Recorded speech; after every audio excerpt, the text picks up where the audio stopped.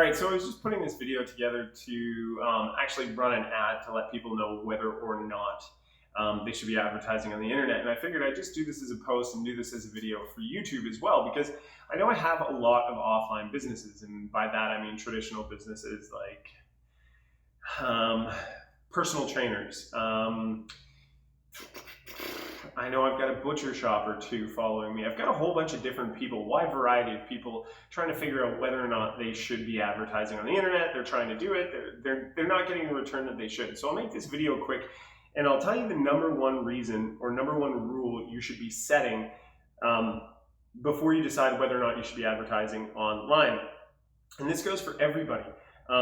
Unless, of course, you are very, very, very niche specific. So let's just say you're running shoes, right? But even running shoes have a cost. Or let's say you're a small trinket that can do huge volume, but again, that's more of an online business. So if you're working with an offline business and you're trying to figure out whether you should be advertising online, the number one rule you need to focus on is if you are charging less than $150 on average, you probably shouldn't be advertising online. Now that does come with a caveat.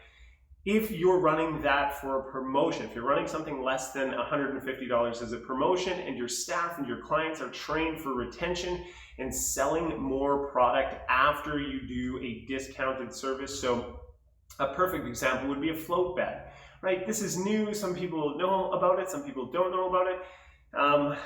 But the thing is to get them in, you want to give them a discount because people are like, oh, I've heard of that. I just don't know that I can justify spending that much money on it. Well, if that's the case, then what you want to do is you want to do a simple promo, bring those people in, get them hooked, get them enjoying your product, your service, feel like a good valued customer. And then when they do that, as they leave, you book them in for the next appointment, which is going to cost them even more. And then hopefully at the end of that, what you end up doing is signing them up for that multi-package that you're going for. So a tanning salon is kind of the same. Now, they're usually about $40 a month, but if you get somebody in and they're going to stick for, let's say, the winter months of 8 months, so 40 times 10 is 400, less 80, you're looking at 320. That's probably pretty valuable if it only costs you about $20 to $30 to bring somebody in. So end of the day, the number one rule you have to have, if you want to know whether you should advertise on the internet or not, is if you are under $150 for your average service and you don't particularly have upsells,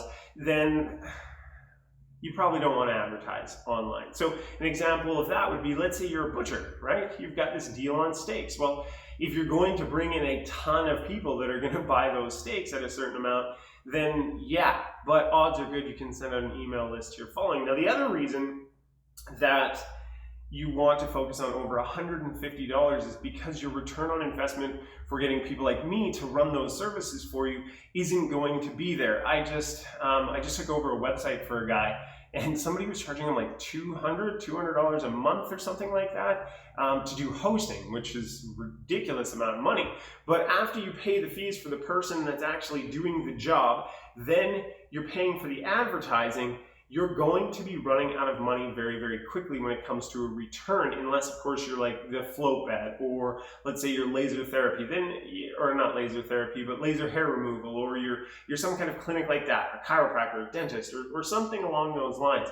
So if that's you, then you're going to want to go ahead and move along, but you need to keep in mind that you can't just advertise on the internet because a lot of people are just chucking money around and it does take a lot of time. So look, if you're someone who doesn't know whether or not you should advertise online or anything like that, then you're probably going to want to click the link down below this video and fill out a quick questionnaire, and then we can jump on a call and we can decide if it's something that you should be pursuing or not. And it's not a sales call, it's just something that I'm doing with local businesses. And yes, of course, eventually I would love to work with you if you fit the criteria. If you don't, though, I would prefer that you just go on your way and we help you with some different marketing strategies that aren't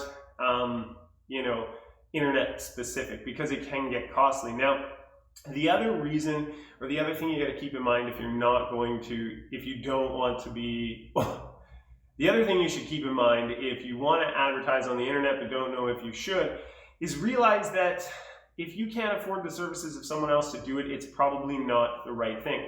I know a lot of people that get like their nieces or their nephews or their daughter's friend to run this online advertising, and there's a difference between running ads on Facebook and monitoring a Facebook page, right? Your sister, your cousin, she can do that. Maybe not quite ready to run ads that are going to convert and bring in your clientele and up that. So anyways, go ahead, if this video was useful to you and you want to find out more, we've got some really good promos working right now for float spas, for any sort of boutique that's offering health and wellness packages, chiropractors, dentists, you name it. We've got some really cool stuff going on. So if you're not sure if this is for you, and if I didn't label your service, that doesn't mean that we can't make it work, but just go ahead, click that link, and I'll talk to you in a bit. Later.